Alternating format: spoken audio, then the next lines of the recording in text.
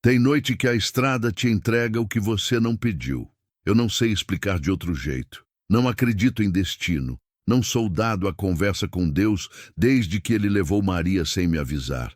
Mas aquela noite específica, com aquele céu sem lua e aquele vento morno que não resfriava coisa nenhuma, parecia que alguma coisa maior estava me esperando na curva. Só que eu não sabia. Ia dirigindo como sempre. Devagar, cansado, olhando o facho de luz da caminhonete cortar o escuro da estrada de terra, como se aquilo fosse suficiente para iluminar qualquer coisa de verdade. Não era. Nunca é. Eu tinha ido à cidade para resolver um problema de documentação da fazenda. 3 anos depois da morte de Maria, o cartório ainda me cobrava uma assinatura que só ela podia dar. Burocracia não entende viuvez. Burocracia não entende nada que não caiba num formulário. Passei o dia inteiro sentado em cadeira dura, olhando para funcionário que me pedia papel que eu não tinha e papel que eu tinha não servia. Saí de lá sem resolver nada, com uma raiva funda que não tinha para onde ir, e parei numa boteco na beira da estrada só para tomar um café que não me aqueceu. Valdomiro Gentil, esse é meu nome, 56 anos. Fazenda pequena, gado pouco, terras ressecadas que Maria sempre chamava de o chão teimoso, porque ela não deixava eu largar. Dizia que a terra era igual à pessoa que perdeu tudo, precisava de paciência, não de abandono. Eu ouvia e ria. Depois ela morreu e eu entendi o que ela queria dizer, porque a fazenda continuou. Eu que quase não continuei. O nome da minha filha era Graça. Nasceu prematura, viveu 8 dias. Isso foi antes de Maria. Antes do casamento, antes da fazenda, antes de qualquer coisa que eu chamaria de vida. A mãe de Graça sumiu 2 meses depois do enterro. Não culpo ela. A dor que não tem nome também não tem endereço, e cada um foge como pode. Eu fiquei. Fiquei porque não sabia para onde ir, e fiquei tanto tempo parado que acabei criando raiz naquele lugar. Conheci Maria 5 anos depois, e ela soube da Graça antes de saber o meu sobrenome. Ela sempre dizia que a dor que a gente conta de cara é a dor que ainda a gente carrega com dignidade. A dor que a gente esconde é a que apodrece por dentro. Eu escondi muita coisa depois que Maria morreu. Mas naquela noite, dirigindo de volta para a fazenda com a documentação por resolver e o peito vazio como sempre, o que eu escondia não importava. Estava escuro. A estrada tinha curva na curva. O farol iluminava uns 20 metros à frente, e o resto era trevas e cerrado fechado dos 2 lados. Foi então que uma sombra atravessou. Pisei no freio com força. A caminhonete rangeu, os pneus levantaram poeira e o volante sacudiu nas minhas mãos. Parei a uns 3 metros da figura, o coração na garganta. Não era animal, a silhueta era humana. Alta, cambaleante, e sumiu para dentro do mato antes que eu pudesse ver direito. Desliguei o motor. Fiquei um tempo sem sair, ouvindo o tic-tac do motor esfriando e o sapo cantando lá no brejo. Pensei, pode ser intruso, pode ser armadilha.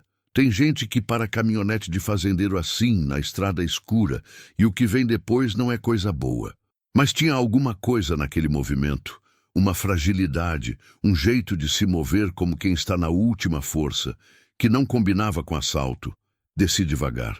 Deixei a porta aberta e fiquei em pé ao lado da caminhonete, ouvindo. O cerrado à noite é cheio de sons. Grilo, sapo, vento nos galhos secos, o estalo de algum bicho caminhando na folhagem. Mas no meio de tudo aquilo havia um som diferente. Um som humano, soluço, abafado. Como quem está tentando não fazer barulho, mas o corpo não obedece. Tem alguém aí? Perguntei. Minha voz saiu rouca. Eu não estava acostumado a falar no escuro. Silêncio. O soluço parou. Não vou fazer nada. Só quero saber se está bem. Nada por um tempo. Depois, um movimento na moita, e ela apareceu aos poucos. Primeiro uma mão se agarrando num galho para se equilibrar. Depois um ombro. Depois, o rosto. Jovem, 20 e poucos anos, talvez. Cabelo escuro preso de qualquer jeito, com folha e galho seco emaranhado nos fios. Vestido simples, rasgado na barra. Descalça E os pés dela estavam cortados, com sangue seco escurecendo a poeira que cobria cada centímetro de pele.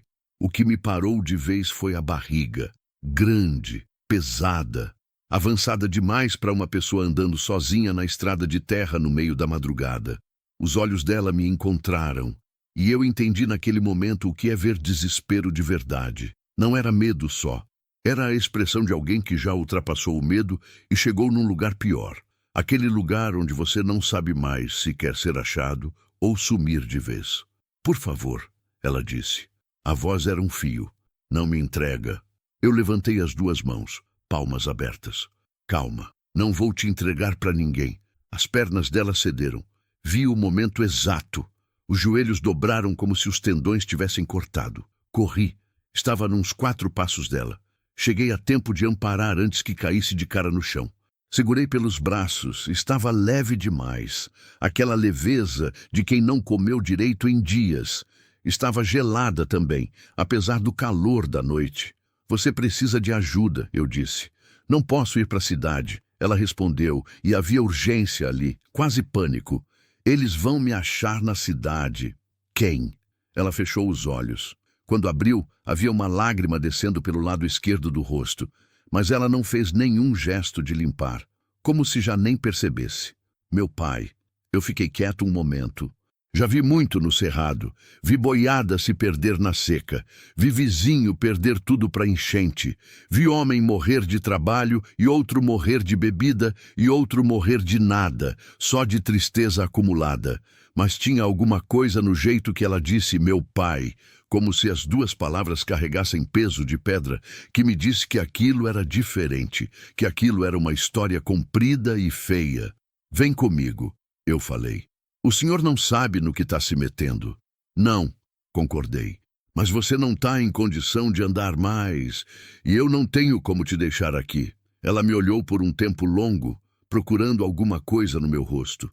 Não sei o que achou, mas devia ter encontrado alguma coisa aceitável, porque não disse mais nada. Deixou que eu a ajudasse até a caminhonete. Abri a porta do passageiro. Entrou devagar, segurando a barriga com as duas mãos, como se fosse o único bem que lhe restava no mundo. Entrei pelo lado do motorista. Liguei o motor. Meu nome é Valdomiro, disse. Pode me chamar de Val. Ela demorou um tempo para responder. Iris, ela disse por fim. Só isso. Não perguntei mais nada naquele momento. A fazenda ficava a uns 8 quilômetros estrada abaixo, e o único som entre nós o resto do caminho foi o motor da caminhonete e, de vez em quando, um soluço que ela engolia antes de se soltar de vez. Ela não queria que eu visse que estava chorando. Respeito quem tenta se conter. Fiz isso a vida inteira. Quando cheguei na fazenda e liguei a luz da varanda, ela olhou para casa como quem não acredita que algo sólido ainda existe no mundo. Entrei primeiro, abri a porta, liguei as luzes internas. Pode entrar, falei. Não morde ninguém aqui faz tempo. Ela entrou.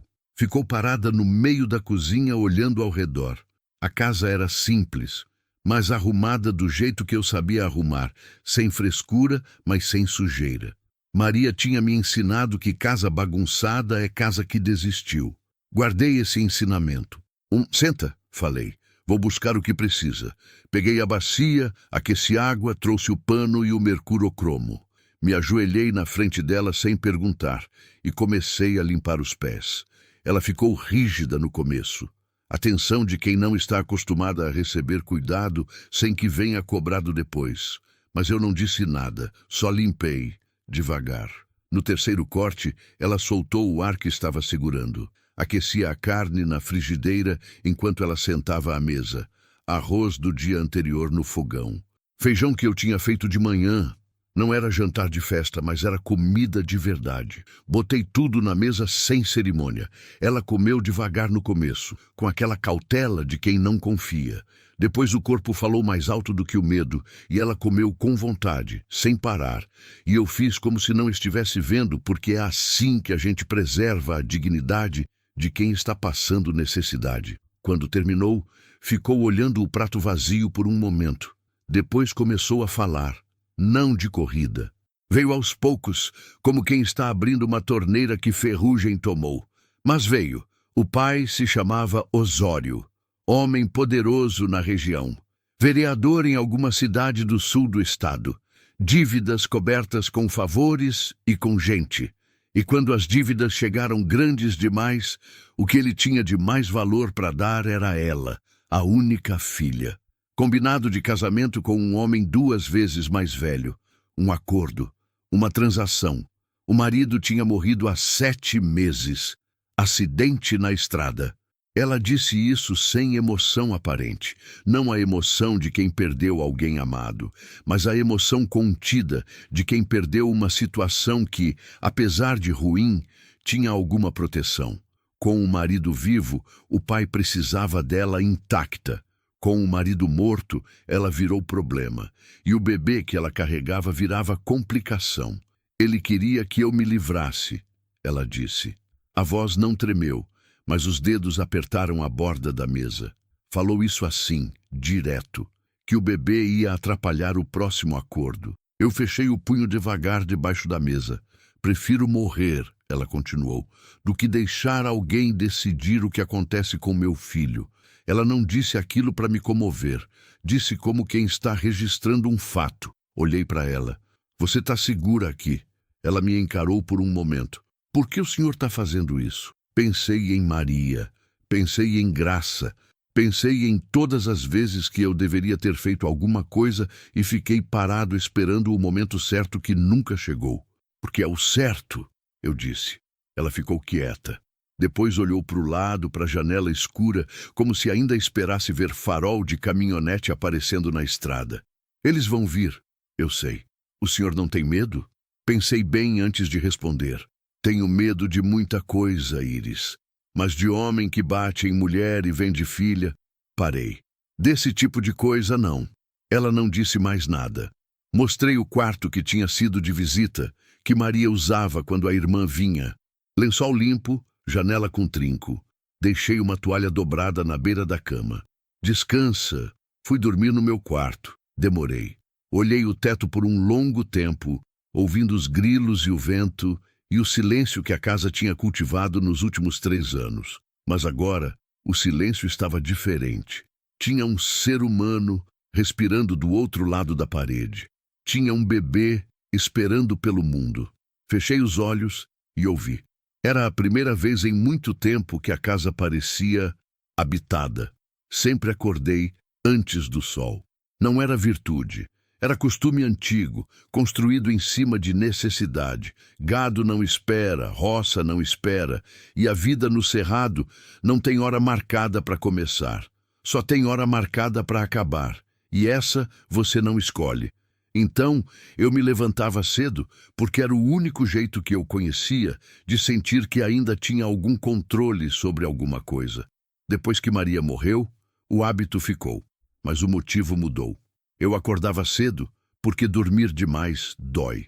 O sono longo traz sonho, e o sonho traz ela. Não o fantasma, não a memória distorcida, mas ela do jeito que era. O cheiro do cabelo depois do banho, a voz rouca de manhã pedindo café, o jeito que ela jogava o pano de prato no ombro enquanto falava. Detalhes que o dia acordado vai apagando aos poucos, mas que o sonho devolve com uma crueldade precisa.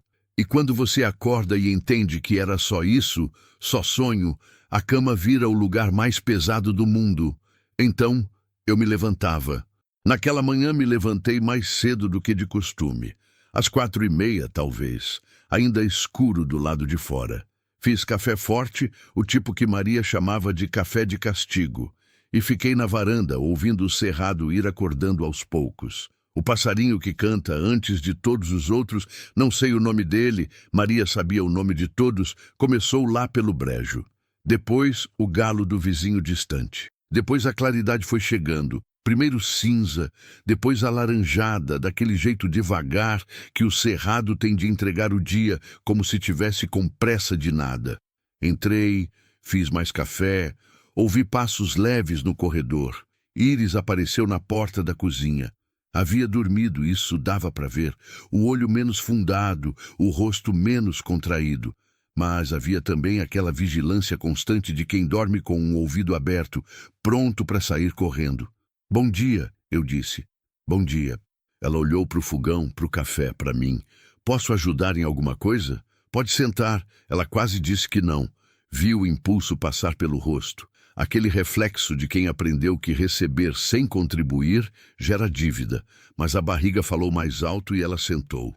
Servi o café. Tinha pão amanhecido, aqueci na chapa, manteiga que eu mesmo fazia, do leite das vacas. Simples. Ela comeu sem cerimônia, sem falsa modéstia, e eu respeitei aquilo. O senhor tem gado? Perguntou. Tenho. Pouco. Suficiente. Sozinho? Sozinho. Ela ficou olhando o copo de café. Minha mãe morreu quando eu tinha 11 anos. Disse, sem eu ter perguntado. Como se a conversa da noite anterior não tivesse acabado de verdade, só pausado. Depois disso fui criada pelo meu pai e pela lembrança do que eu achava que ele era. Demorei para entender que o homem que eu me lembrava nunca existiu de verdade. Era o que eu precisava que ele fosse. Eu não disse nada. Aquilo não precisava de resposta.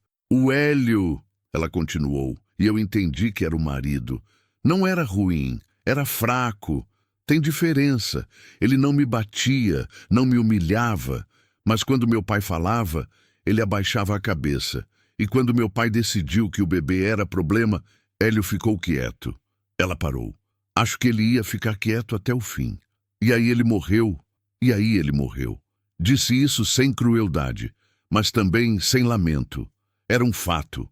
O mundo tem seus fatos e a gente carrega. Eu ia perguntar alguma coisa quando ouvi. O som de motor na estrada. Não era meu trator. Esse eu reconhecia de longe, tossindo e rangendo como coisa viva. Era motor de carro, motor bom, motor de quem pode comprar carro bom. Iris ouviu também. O corpo dela mudou num segundo. Ficou rígida. Os dedos apertaram o copo. Val, eu ouvi. Me levantei devagar.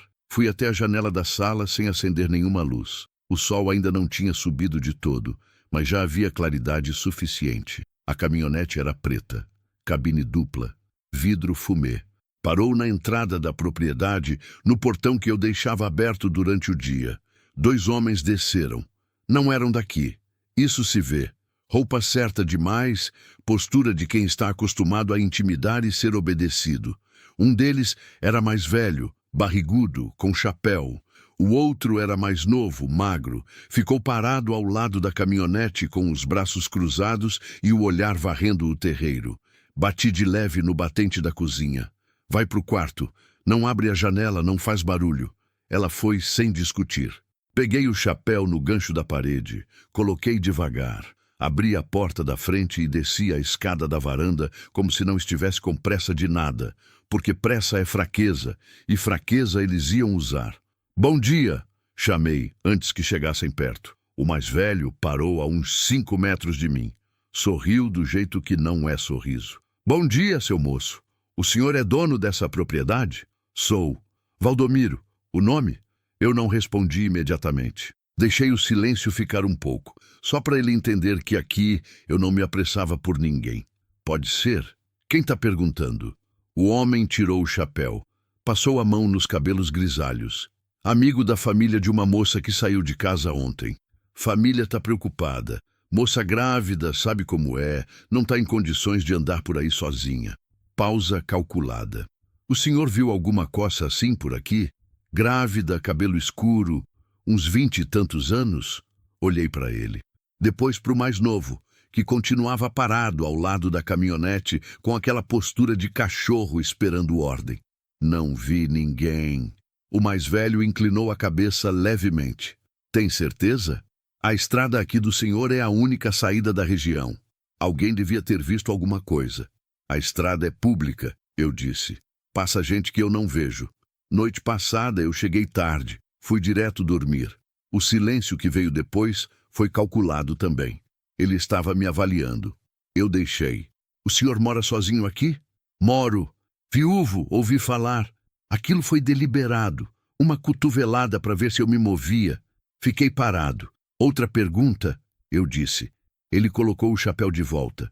Só queria dizer uma coisa, seu Valdomiro. Com todo respeito. Abaixou a voz como quem compartilha segredo. Essa moça saiu de casa sem autorização. Situação complicada. Se alguém der abrigo ou ajudar a esconder, vira parte do problema. E o problema do pai dessa moça é um problema grande. O senhor me entende? Me entendi. Era ameaça vestida de conselho, do tipo que homem covarde usa porque não tem coragem de ser direto.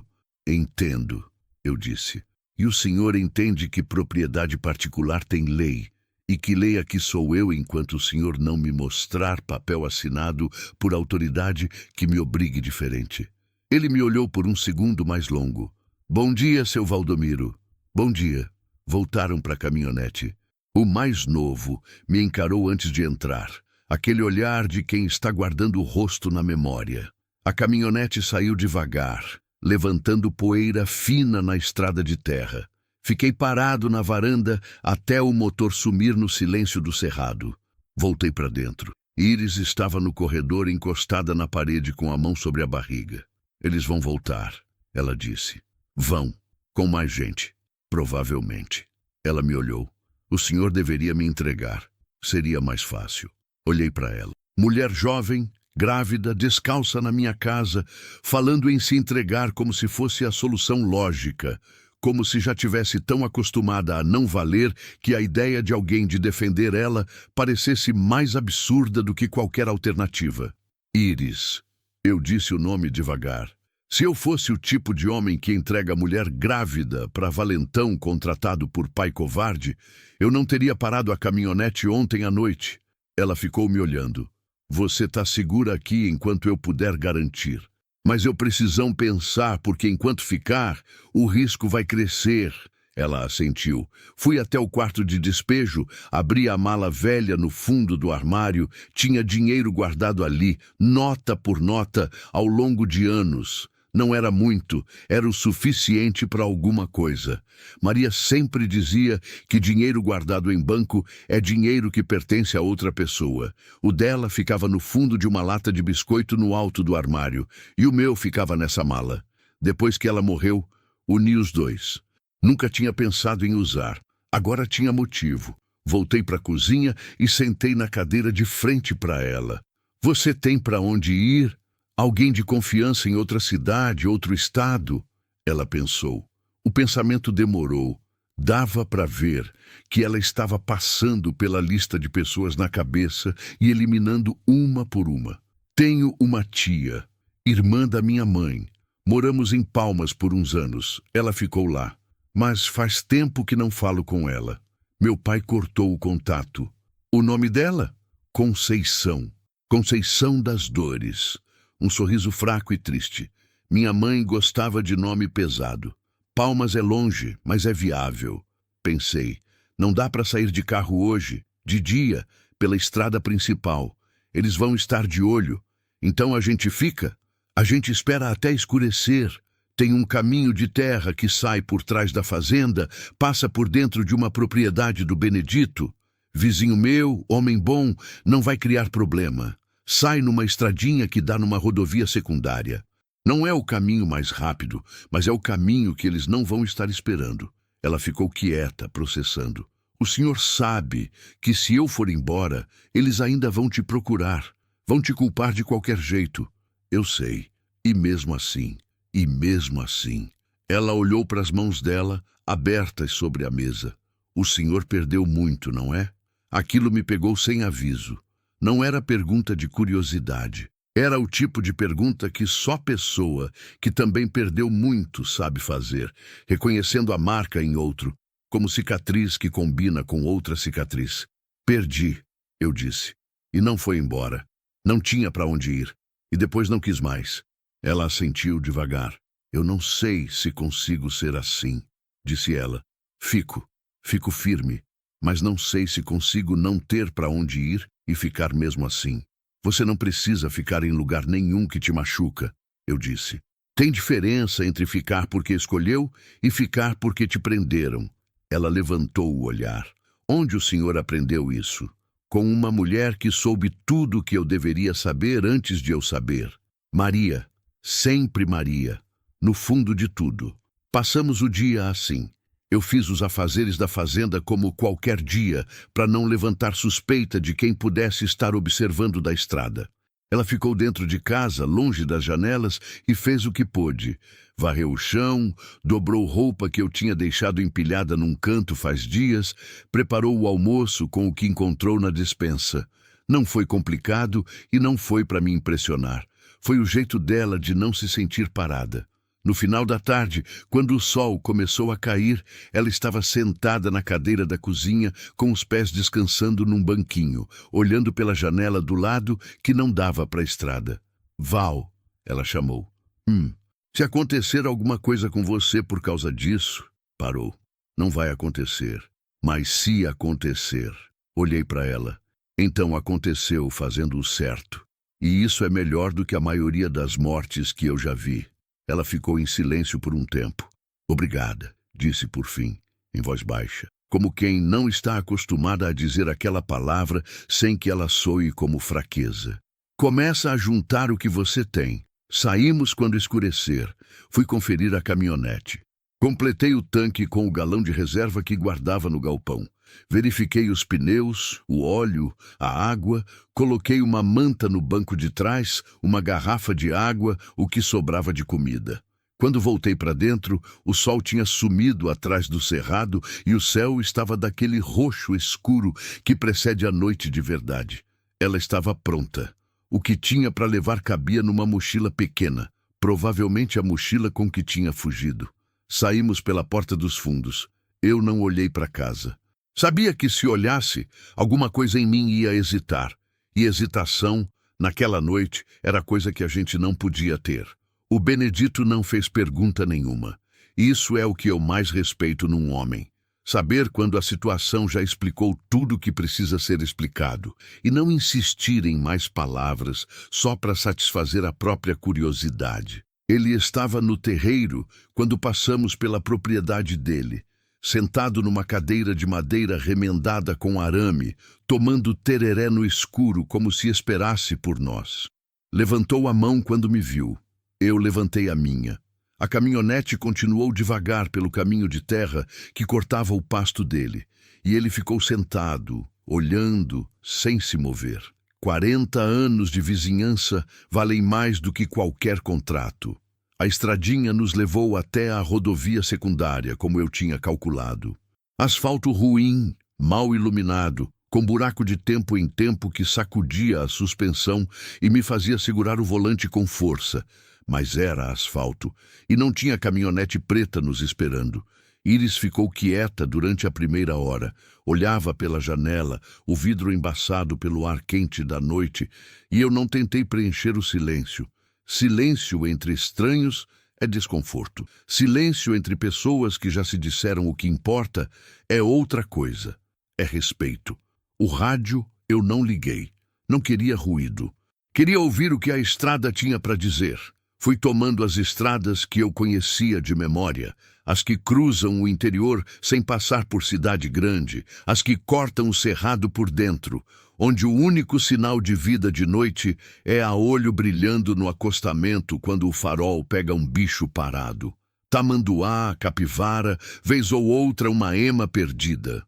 O cerrado tem uma solidão que não é abandono. É uma solidão de quem escolheu ficar afastado do barulho e não se arrepende. Eu sempre me identifiquei com isso. Foi na segunda hora que ela começou a falar de novo. Não de corrida, igual na noite anterior. Veio aos pedaços, como quem vai testando o chão antes de pisar. "O senhor já saiu daqui alguma vez?" perguntou. "Saí. Fui trabalhar em Goiânia quando era novo, 3 anos. E voltou. Voltei. Por quê?" Pensei no jeito certo de responder.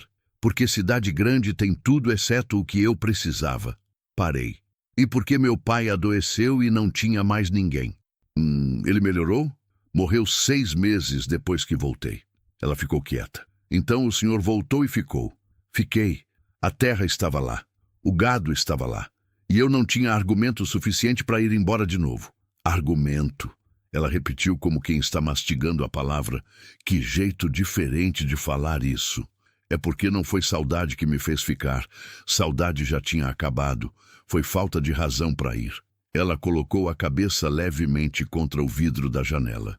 A barriga subia e descia no ritmo da respiração dela, e de vez em quando ela levava a mão até lá, não de dor, mas de verificação. Um gesto automático de mãe que ainda não se sabe mãe completamente, mas já está aprendendo. Eu tive medo de gostar dele, ela disse de repente. Do bebê. Desde que descobri, fiquei com medo de criar amor, porque eu não sabia o que ia acontecer. Não sabia se ia conseguir manter, se ia ter segurança, se ia ter. A voz falhou um pouco. Aí pensei, se eu não me apego, não dói tanto se perder. Conhecia aquele raciocínio. Tinha usado ele mesmo durante anos, depois de graça. Funciona? Eu perguntei. Ela levou um tempo para responder. Não, pausou. Você acha que não está se apegando, mas o corpo sabe antes de você. A hora que ele mexeu pela primeira vez, eu chorei 3 horas. E nem entendi por que naquele momento. Depois entendi. Porque já era tarde para não gostar. Já era tarde desde antes. Eu assentei com a cabeça, olhando a estrada. Tinha uma passagem na minha história que eu nunca contava a ninguém. Nem a Maria eu contei completo. Era sobre graça, sobre os 8 dias. Sobre como eu fui ao hospital todo dia, segurei aquela mão pequeníssima, falei com ela sem saber se ela ouvia, sem saber se aquilo tinha algum sentido. E quando ela foi, eu me convenci de que não tinha me apegado o suficiente para doer de verdade. Me convenci disso por semanas. Depois a dor chegou. E era do tamanho de tudo que eu tinha fingido não sentir. Não contei nada disso para Iris naquela hora. Não era o momento. Mas pensei. Dirigia há umas 3 horas quando peguei a rodovia maior, mais larga, melhor conservada, com caminhão passando de vez em quando na direção contrária, farol alto e tudo.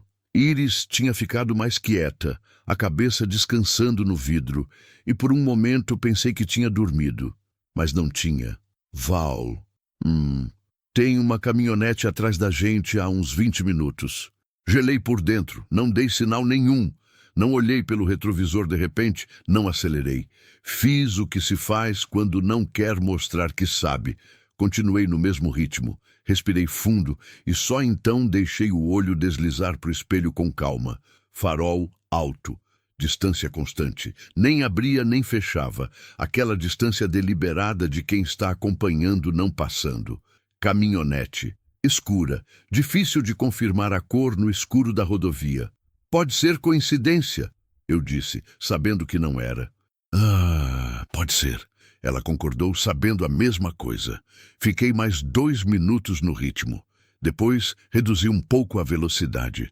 O caminhão atrás reduziu junto. Manteve a distância. Não era coincidência.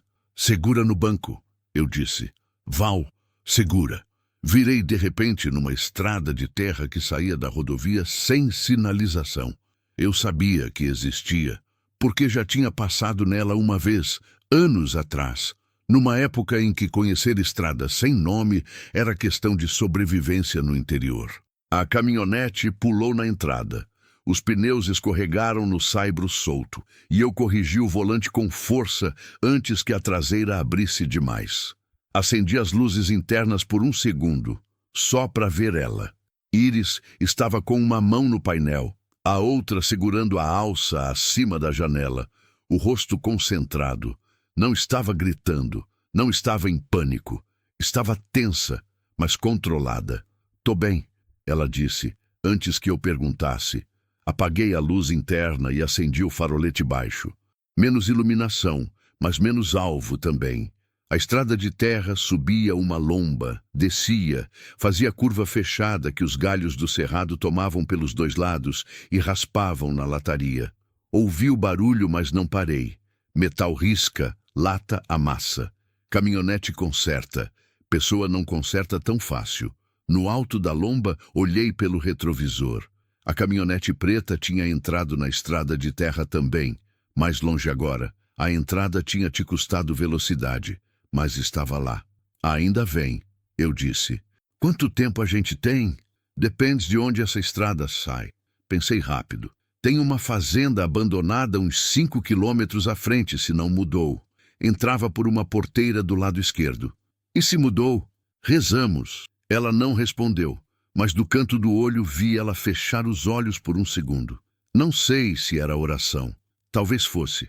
A porteira estava lá, arrebentada, enferrujada, tombada para um lado. Mas estava. Virei para dentro sem parar. A caminhonete pulou num buraco fundo. O escapamento bateu no chão e eu ouvi um barulho ruim, mas o motor continuou. Entrei pelo caminho de terra-capim alto dos dois lados. Avancei uns 200 metros dentro da propriedade abandonada e apaguei os faróis. Escuridão total. Desliguei o motor. Silêncio. Fiquei com a mão no câmbio e ouvi. Lá fora, na estrada de terra, o som do motor da caminhonete preta passou. Devagar, eles estavam procurando. Passou uma vez. Depois voltou. Passou de novo. Parou. O coração disparou, mas eu não me movi. 30 segundos. 1 minuto. O motor deles voltou. Foi embora. O som foi ficando mais baixo, mais longe, até sumir. Soltei o ar que eu estava segurando sem saber. Do lado, Iris soltou também. Foram, ela disse. Por enquanto. Esperamos mais 15 minutos antes de eu religar o motor. Saí devagar pela porteira sem farol, só com o olho adaptado à escuridão do cerrado e à memória da estrada. Quando alcancei a rodovia principal de novo, olhei nos dois sentidos. Nada. Liguei os faróis e continuei. Mas agora era diferente. Agora eu sabia que eles não eram só dois homens mandados para intimidar. Eram rastreadores. Alguém tinha informação. Talvez câmera de posto. Talvez alguém que viu a caminhonete na saída da cidade. Talvez simplesmente dinheiro suficiente para pagar olho em cada estrada. Dinheiro compra muita coisa no interior. Vai ter que mudar o plano, eu disse. Qual parte?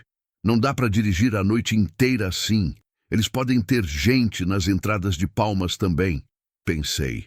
Tem uma cidade pequena a uns 80 quilômetros. Conheço um homem lá, seu Armando, que tem pousada. Homem discreto. Paramos lá, descansamos e amanhã vejo o melhor caminho. O senhor confia nele? Trabalhei com o filho dele uma vez. Há muitos anos. O filho se foi, mas o seu Armando continua lá. Esse tipo de homem não muda de índole. Ela considerou. Tá bem. Mais 60 quilômetros de silêncio. A rodovia estava quase vazia àquela hora. Vez ou outra, um caminhão frigorífico passava na direção contrária. Ou um carro isolado cortava a noite. Mas a caminhonete preta não reapareceu. Eu não baixei a guarda. Perto da cidade, numa curva larga, Iris colocou a mão na barriga com uma pressão diferente das outras vezes.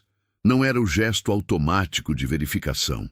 Era a resposta a alguma coisa. Tá bem? Perguntei. Tô. Pausa. Ele tá mexendo muito. É normal? Acho que ele também tá nervoso. Aquilo me arrancou quase uma risada. O tipo que sai pelo nariz, curto, involuntário. Iris olhou para mim com um meio sorriso no canto da boca. Foi a primeira coisa engraçada que aconteceu em muito tempo, ela disse. Bebê nervoso com fuga noturna. Faz sentido. Vou ter que explicar isso para ele um dia. Vai ser uma história boa. Ela ficou olhando para frente, o meio sorriso ainda lá, e eu pensei que era a primeira vez que eu via aquele rosto sem a camada inteira de tensão. Só um segundo, mas estava lá. A cidade era pequena, daquelas que a rodovia corta pelo meio e que de madrugada tem o trânsito de um cemitério. Encontrei a pousada do seu Armando pela memória. Placa desbotada, muro baixo, um coqueiro plantado na entrada que tinha crescido e tomado a calçada. Bati no portão com jeito. Demorou. Bati de novo. Uma janela se abriu no andar de cima. Quem é? Voz de homem velho e acordado de repente. Val Gentil. Conheci seu filho marciano em séries faz uns 20 anos. Silêncio. Espera. A janela fechou. 1 minuto depois, passos na escada interna. A luz do corredor acendendo pelo vão da porta. A porta abriu. Seu Armando era um homem de 70 e muitos, branco de cabelo, com o rosto cansado, mas o olho vivo. Me olhou. Olhou para a caminhonete. Olhou para Iris no banco do passageiro. Não fez pergunta nenhuma. Entra, disse, se afastando para abrir passagem. Me virei para Iris. Pode descer. Ela desceu devagar com a mão na barriga. Seu Armando a olhou do jeito que homem velho bom olha para alguém que precisa de ajuda. Não com pena, mas com reconhecimento. Como quem já viu coisa assim antes e sabe o que é. Tem quarto no fundo, ele disse para ela. Banheiro dentro. Tem lençol limpo. Obrigada, ela disse. Não precisa de obrigada. Ele se virou para mim. Tem problema vindo atrás? Tem, ele assentiu. Deixo a caminhonete no quintal atrás do muro. Não aparece da rua. Obrigado, seu Armando. Não precisa de obrigada também. Disse aquilo com a mesma serenidade. Marciano sempre falou bem do senhor. Não soube o que responder para isso, só assentei. Ele foi buscar a chave do quarto. Iris estava parada no corredor, com a mão espalmada na parede de reboco claro, olhando para nada. Iris, ela me olhou. Precisa descansar. O que vier vem depois. Tô tentando não pensar no depois. Não pensa, pensa só no agora. Agora tem quarto, tem segurança, tem cama. Ela fechou os olhos por um segundo. Tá bem. Fui pro quarto que o seu Armando me indicou. Tirei o chapéu, sentei na cama e fiquei parado no escuro por um tempo. O barulho da cidade pequena era quase nenhum. Um cachorro distante, o vento, o tic-tac de um relógio de parede no corredor. Pensei na fazenda que tinha deixado para trás. No gado que ia precisar de água de manhã e não ia ter ninguém para dar. Nas terras que Maria chamava de chão teimoso, agora sem ninguém. Não me arrependi, só registrei o peso do que estava fazendo, porque ignorar peso não faz ele desaparecer, faz ele crescer por baixo, na surdina, até que um dia você vai levantar e não consegue mais. Deitei, dormi mais rápido do que esperava, e não sonhei com Maria naquela noite. Sonhei com estrada aberta, céu sem nuvem e um silêncio que não era vazio. Era só silêncio. Acordei antes do seu Armando. Isso eu não esperava. Homem de roça acorda cedo, mas homem de pousada acorda com os hóspedes. E os hóspedes de cidade pequena dormem até mais tarde do que gente de fazenda. Levantei no escuro, me orientei pelo vão de luz embaixo da porta e saí devagar para o corredor. A pousada era quieta. Cheiro de madeira velha e cal úmida. O tipo de cheiro que edifício antigo guarda como memória. Fui até o corredor e parei na frente do quarto de Iris. Não bati. Só fiquei parado, ouvindo. Silêncio do lado de dentro. O tipo de silêncio que é sono, não vigília. Deixei quieto e fui para a frente da pousada. O seu Armando já tinha colocado café no fogão sem que eu ouvisse. Talvez ele acordasse mais cedo ainda. Talvez tivesse dormido pouco. Estava sentado na mesa da copa com um caderno aberto, anotando alguma coisa com letra miúda. Não perguntei o quê. Servi o café, sentei do lado oposto e ficamos assim por um tempo, sem necessidade de palavra. Quando o copo estava pela metade, ele fechou o caderno. O pai dessa menina é quem eu tô pensando que é? Perguntou, sem olhar para mim. Depende de quem você tá pensando. Osório Pimentel. Olhei para ele. Como você sabe? Porque você entrou pela minha porta de madrugada com uma mulher grávida e cara de quem está fugindo de coisa séria. E porque Osório Pimentel é a única coisa séria dessa região que bate em mulher e tem gente suficiente para mandar atrás. Pegou o copo. Conheço ele faz 30 anos. Homem sempre foi podre. A diferença é que antes escondia melhor. Fiquei quieto. Você sabe que ele tem alcance, disse o velho. Não é só os 2 capangas que você viu. Tem gente na delegacia, tem despachante, tem político que deve favor. Esse tipo de homem construiu a vida em cima de dever e cobrar. Eu sei. E mesmo assim. Era a mesma frase que Iris tinha usado. Achei curioso. As pessoas continuavam chegando à mesma conclusão e achando que precisava de explicação. Mesmo assim, confirmei. Seu Armando me olhou por um tempo. O Marciano era assim também, disse por fim. Não sabia largar o que era certo só porque era difícil. Uma pausa. Morreu cedo demais, meu filho. Eu sei, me disseram. Acidente. Me disseram isso também. Ele assentiu, olhando para o café. Então, Você entende que às vezes fazer o certo não protege a gente de nada. Só deixa a gente dormir com a consciência mais limpa. Entendo. E mesmo assim, repeti. Ele levantou, foi até a pia, lavou o copo com aquela economia de movimento de quem faz a mesma coisa há décadas e não desperdiça gesto. Tem um caminho, disse de costas. Não o caminho de rodovia que eles vão estar esperando. Tem uma estrada vicinal que passa pelo fundo de 3 municípios, sai numa cidade chamada Miranorte, e de lá você pega a TO 010 direto para Palmas, sem passar por nenhum pedágio que tenha câmera. Câmera de pedágio é o que eles usam para rastrear placa. Me virei para ele. Você sabe demais sobre como esses homens operam. 30 anos ouvindo o que a gente não devia ouvir nessa copa daqui. Secou as mãos no pano. Pousada de cidade pequena é confessionário, Val. Entra de tudo aqui. Guardei o caminho na cabeça. Miranorte, TO 010, sem pedágio. Uma coisa, ele disse, virando. Se você chegar em Palmas e precisar de alguém que conheça o sistema sem pertencer a ele, tem uma mulher que trabalha no CRAS de lá. Chama Edilene. Fala que veio da parte do Armando de Paraíso. Ela entende. Assentei. Devo muito ao senhor. Não deve nada. Pegou o caderno de volta. Deve ao marciano que foi embora sem poder fazer ele mesmo. Não soube o que responder para aquilo. Então não respondi. Íris acordou perto das 7. Apareceu na copa com o cabelo solto e o rosto inchado de sono. E havia naquele inchado uma humanidade que a tensão constante escondia. Ela era jovem de verdade. Jovem de um jeito que a situação não deixava aparecer. Tomou café em silêncio, comeu o pão que o seu Armando botou na mesa sem que ela pedisse, e só depois de um tempo olhou para mim. A gente sai hoje? Hoje, mas não agora. Deixa o movimento da manhã passar. Ela assentiu.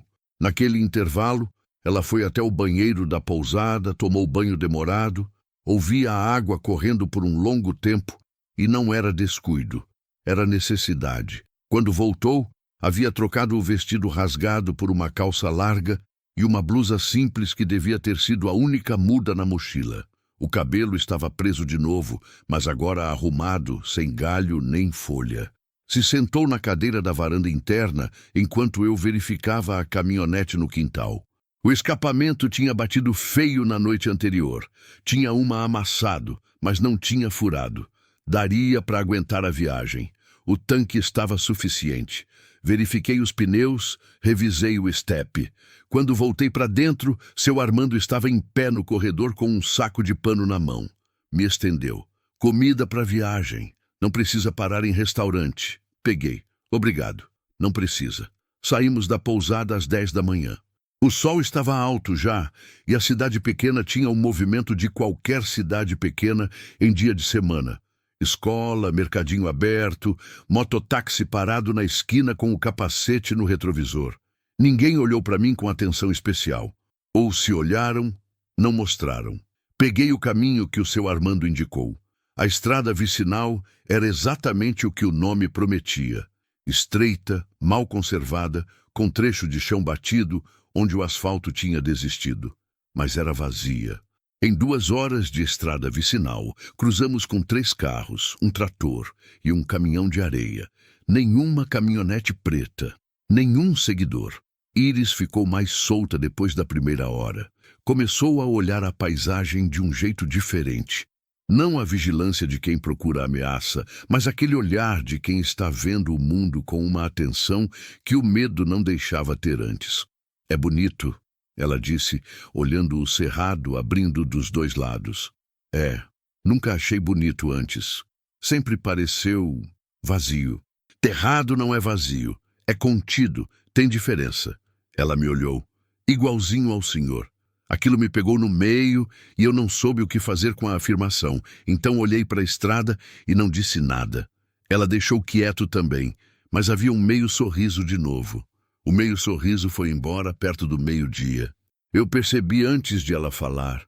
O jeito que ela mudou de posição no banco, primeiro uma vez, depois outra, depois uma terceira, com aquela imprecisão de quem está tentando encontrar conforto que não existe. A mão foi para a barriga com aquela pressão diferente de antes. Não verificação, não resposta a movimento. Era dor. Iris, tô bem. Você não tá. É contração. Já tive antes. Passa. Conhecia o suficiente para saber que contração antes da hora era sinal de atenção. Não de pânico, mas de atenção. Quanto tempo falta para o parto? 3 semanas. Talvez menos. Menos. O médico falou que podia vir antes. Ela é pequena, disse, corrigindo o pronome sem perceber. Eu percebi. Ela? Iris olhou para mim. E naquele olhar havia uma camada que eu não tinha visto ainda. Não a dureza, não o desespero, não a vigilância. Era ternura, guardada fundo, mas ternura. Acho que é menina, não sei. Não fiz ultrassom suficiente. Mas eu sinto que é menina. Tem nome? Ela ficou quieta por um tempo. Maria, disse por fim, em voz baixa. Quero chamar Maria. Foi o nome da minha mãe. Precisei de um segundo. É um bom nome, eu disse. E era. Era um nome que eu conhecia o peso e a graça de carregar. A contração voltou 40 minutos depois. Dessa vez, ela não disse que estava bem. Só fechou os olhos e respirou fundo e devagar, como quem aprendeu a fazer aquilo ou aprendeu naquele momento por instinto. Quanto tempo entre uma e outra? Perguntei. Essa foi a segunda. 40 minutos. Vai diminuindo. Olhei o relógio do painel. Olhei a estrada. Calculei a distância que ainda faltava para Miranorte, e de lá para Palmas. Não era perto. Tem hospital em Miranorte? Não sei. Posto de saúde tem com certeza. Val, não quero parar em posto. Se eles estiverem com alguém no sistema, eu sei. Mas se o trabalho de parto começar de verdade, não tem escolha. Ela não respondeu. O que significa que sabia que eu estava certo e não queria concordar. Acelerei um pouco. A estrada vicinal não aguentava muito, mas dei o que ela aguentava. A terceira contração veio 25 minutos depois, a quarta 18. Nesse ponto eu já sabia. Iris, olha para mim. Ela me olhou. O rosto estava tenso, suado, mas o olho estava lúcido. Não vai dar para chegar em Palmas. Eu sei, ela disse. A voz estava diferente. Mais funda, mais concentrada, como se o corpo todo estivesse convergindo para um único ponto. Já sei faz um tempo. Por que você não falou? Porque não queria que você parasse num lugar que eu não conheço, com gente que eu não sei se confia. Iris. E porque tô com medo, ela disse, simples, direto. Tô com muito medo. Engoli. Tinha medo também, mas medo não era motivo para parar. Parei a caminhonete no acostamento. O sol estava no ponto mais alto, pesado, escaldante.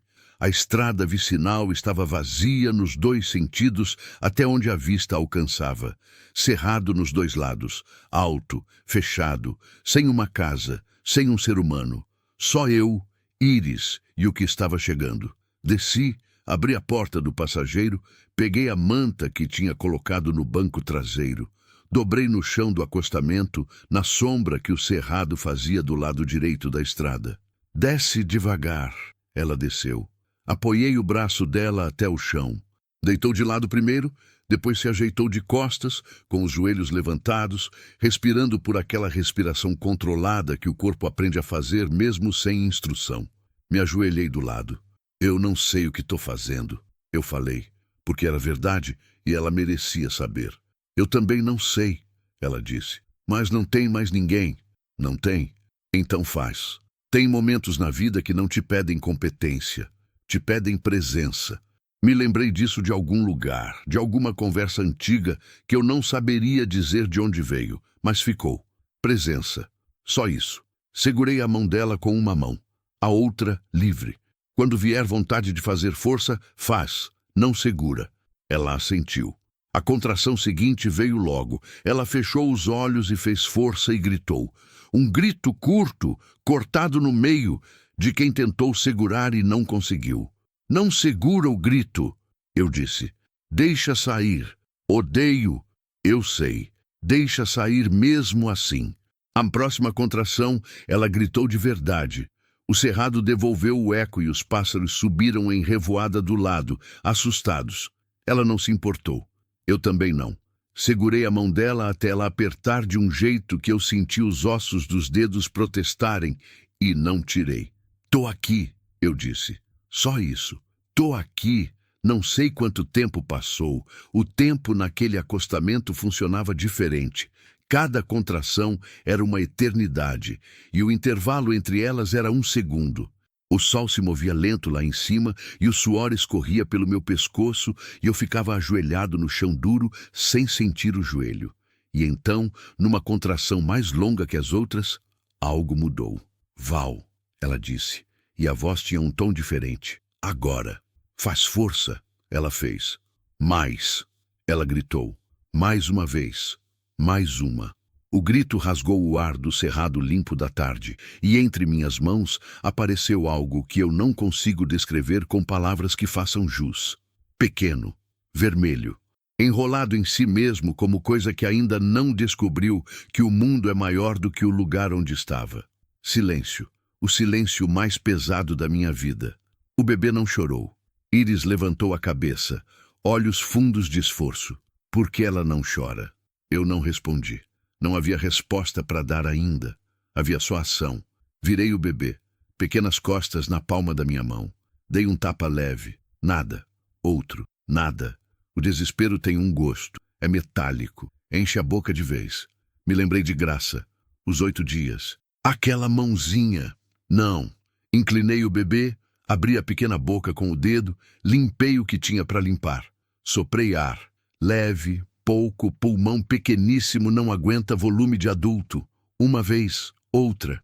Iris estava quieta atrás de mim. O tipo de quieto que é pior que qualquer grito. Mais uma vez. E então, um som fraquíssimo. Quase nada.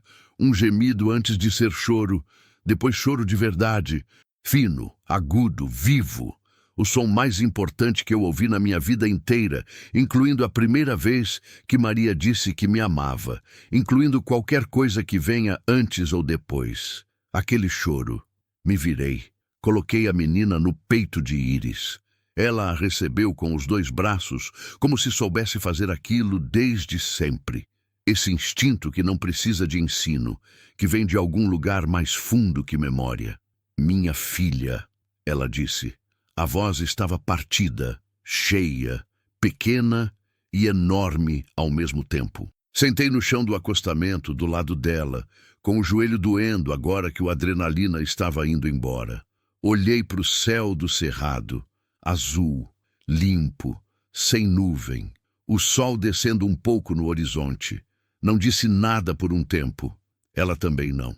A menina chorou por uns minutos, depois foi diminuindo, como quem está descobrindo que o mundo fora de lá tem ar e luz e calor e que talvez não seja tão assustador quanto parecia no momento da chegada. Val, Iris chamou em voz baixa. Ela é bonita. Olhei. Era.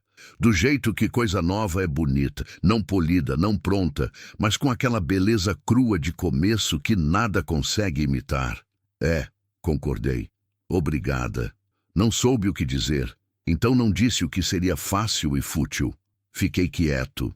Ficamos assim no acostamento daquela estrada vicinal do cerrado por um tempo que não sei medir. A mãe, a filha e eu, que não era pai de nenhuma das duas, e mesmo assim sentia alguma coisa no peito que não tinha nome, mas tinha peso e forma, e era suspeito do mesmo material que amor. Não o amor de romance, o amor de quem estava presente quando precisava e não foi embora. Depois de um tempo, eu me levantei. Precisa de hospital, eu disse. Não tem negociação nisso. Você e ela precisam de cuidado que eu não tenho como dar aqui. Eu sei, tem risco de eles estarem monitorando. Eu sei disso também. Mesmo assim, vai ter que ir. Eu sei, Val. Ela me olhou. Nos olhos dela havia cansaço. Mas havia também uma clareza que não estava antes, como se o parto tivesse tirado alguma camada de coisa que atrapalhava a visão. Mas agora eu tenho ela, e com ela muda alguma coisa, fica mais fácil de encarar. Entendi o que ela quis dizer. A menina estava no peito dela, quietinha, respirando com aquela respiração de fole minúsculo. E Íris segurava como se o mundo inteiro pudesse tentar, mas nada tirava aquilo dos braços dela. Dobrei a manta limpa do saco do seu Armando. Ele tinha colocado lá com a comida e eu não soube na hora porque, mas agora sabia. E envolvi a menina sem tirá-la do colo da mãe. Vamos. Ajudei Íris a se levantar. Entrou na caminhonete devagar com a menina no peito e se acomodou no banco do passageiro reclinado. Entrei pelo meu lado. Liguei o motor. A estrada vicinal seguia em frente, longa, vazia, dourada de tarde no cerrado. Eu sabia que o hospital era risco. Eu sabia que parar era risco. Mas a menina era real. A respiração dela era real. O cansaço de Íris era real. E às vezes o único caminho é o que vai direto para frente, mesmo que o frente seja incerto. Acelerei devagar. No banco do passageiro, Íris olhou para a filha. E a filha olhou para o nada com aquele olho de recém-nascido que ainda não sabe diferenciar forma de luz, mas sente calor e sente cheiro e sente o coração da mãe batendo ali pertinho. A coisa mais familiar do mundo, a coisa que ela conhecia antes de conhecer qualquer outra. Eu olhei para a estrada e pensei em graça, não com dor desta vez, com alguma coisa mais suave, como despedida que finalmente encontrou o momento certo. Miranorte apareceu no horizonte como cidade pequena aparece de longe no cerrado. Primeiro, uma caixa d'água, depois um aglomerado de telhado. Depois, a placa na beira da estrada com o nome e o número de habitantes que nunca está atualizado. Entrei pela principal devagar, olhando os dois lados sem fazer isso parecer o que era. Não tinha caminhonete preta. Não tinha nada que parecesse fora do lugar. Mas eu aprendi que coisa fora do lugar raramente anuncia que é fora do lugar. Encontrei o hospital no terceiro quarteirão, depois da praça. Pequeno, fachada de alvenaria pintada de branco, com o azul descascando nas bordas. Uma placa que dizia Hospital Municipal de Miranorte, com uma letra já começando a cair. Na frente, uma ambulância velha estacionada de qualquer jeito e um técnico de enfermagem fumando encostado no muro. Parei a caminhonete na entrada da urgência. O técnico jogou o cigarro no chão e endireitou quando viu a situação. Íris com a menina no colo, exausta, o rosto branco de quem perdeu sangue suficiente para sentir. Parto? Ele perguntou, chegando rápido. Acostamento da vicinal. Há uns 40 minutos. Ele não perdeu tempo com mais pergunta.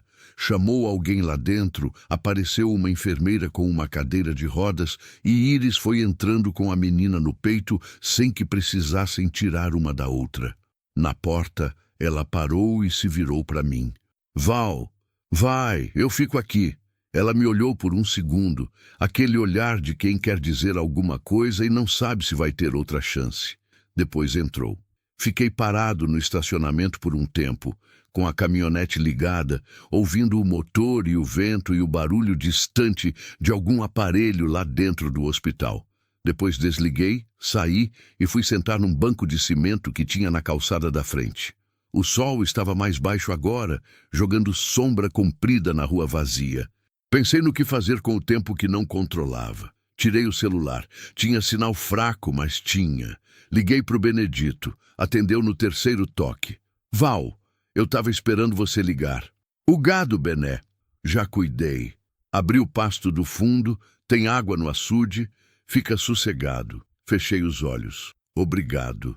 Não precisa de obrigada. Todo mundo nessa história falava essa frase, percebi.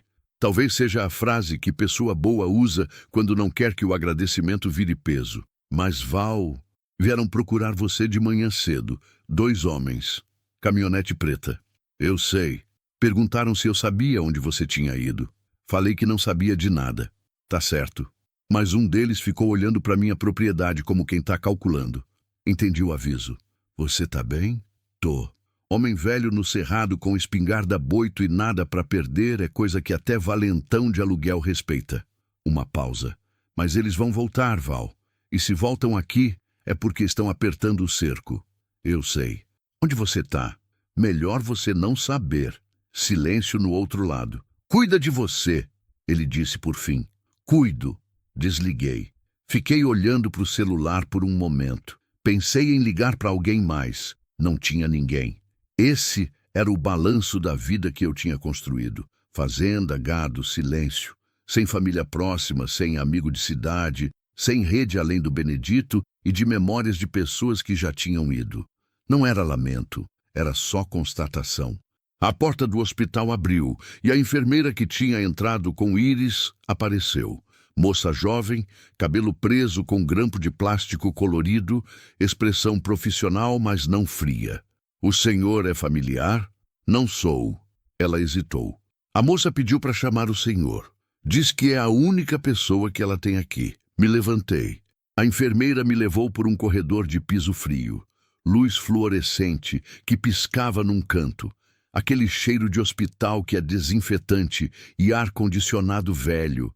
E alguma coisa por baixo que você aprende a não identificar. Sala pequena, 2 leitos. O segundo estava vazio.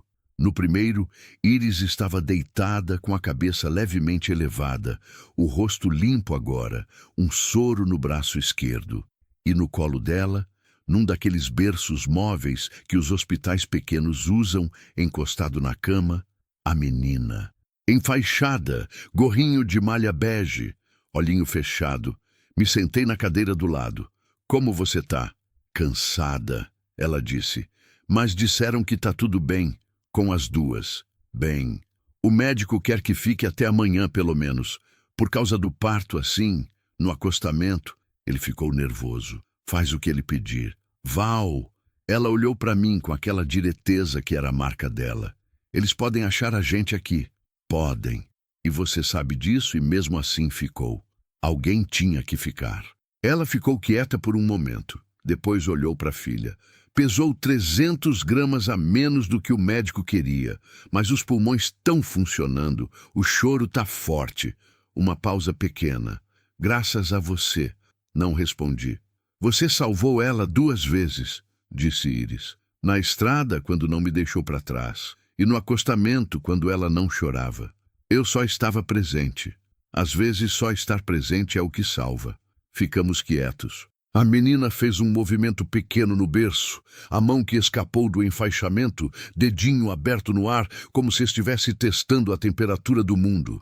Iris pegou aquela mão com um dedo só e a mão da menina fechou em volta automaticamente. Esse reflexo que bebê tem de segurar o que toca. Olhei e precisei desviar. A enfermeira voltou para fazer as anotações de rotina. Pressão, temperatura, o estado do soro. Enquanto fazia, foi conversando com aquela leveza profissional de quem aprendeu a deixar o ambiente mais leve, sem forçar. Tem nome para a menina já? Maria, disse Iris. A enfermeira sorriu. Nome forte. Olhou para mim. O pai? Eu ia dizer que não era, mas Iris falou antes. Ele é o Val, disse, sem confirmar nem negar. E havia alguma coisa naquele jeito de não responder que era uma resposta por si só. A enfermeira não perguntou mais. Terminou as anotações e saiu. O silêncio voltou, diferente agora. Por que você fez isso? Eu perguntei. Porque se eu falar que não tem pai, eles colocam no registro, e registro de hospital chega em lugares que eu não quero que chegue. Ela me olhou. Desculpa não te avisar antes. Não precisa de desculpa. Incomoda? Pensei. Não, disse, e era verdade. Ela assentiu e voltou a olhar para a filha.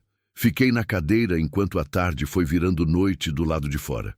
A janela do quarto dava para um corredor interno, então não tinha como ver o céu, mas eu sentia aquela mudança de temperatura, aquele quieto diferente que o ar de cidade pequena pega quando o sol vai embora. Perto das 6 da tarde, a porta abriu. Não era a enfermeira, era um homem de terno barato e sapato bom, combinação que gente de interior conhece bem. Sapato bom e roupa ruim é delegado, despachante ou intermediário de político. Esse tinha cara de terceiro. Olhou para mim, olhou para Iris, olhou para o berço. Boa tarde. A voz era de quem aprendeu a falar manso como estratégia. Estou procurando uma paciente. Entrada de emergência hoje à tarde. Parto no acostamento. Me levantei antes que Iris falasse. Esse quarto está ocupado. Visita é no horário. Eu não sou visita, sou... Não me interessa o que você é. Fui até a porta sem correr, me coloquei entre ele e o interior do quarto. Informação de paciente não se dá no corredor para qualquer pessoa. Fala com a recepção.